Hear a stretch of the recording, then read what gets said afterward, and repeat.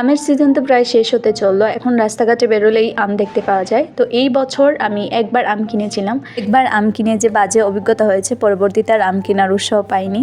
তারপর আজকে যখন রাস্তায় একজনকে আম কিনতে দেখলাম, নিজেরও ইচ্ছে হলো আম কেনার জন্য, তো আম কিনে নিয়ে আসলাম।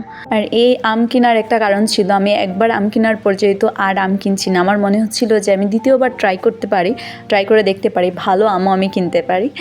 তারপর হচ্ছে আমি নিয়ে আসলাম আমটা, নিয়ে এসে সুন্দর করে এখানে কাটলাম, কি সুন্দর করে মানে খাচ্ছিলাম। বিশ্বাস করেন আমটা এত পরিমাণে টক, মানে আমি মুখে দেওয়ার সাথে সাথে মনে হচ্ছিল আমি এটা কী কিনলাম। মানে তারপর আর কি হবে, কিনেছি যেহেতু খেতে তো হবে, মানে ফেলতে তো পারবো না। টক ছিল আর কি। এরকম এই জাতীয় আমগুলো টক হলে মানে খেতে একদমই ভালো লাগে না। শুধু টক ছিল এরকম না, একটা পাশ ভালো ছিল আর অপর পাশটার অবস্থা আপনারাই দেখেন, মানে পুরো আমটা হচ্ছে নষ্ট। কি আর করার, বাকিটুকু এখন ভর্তা করে খেতে হবে।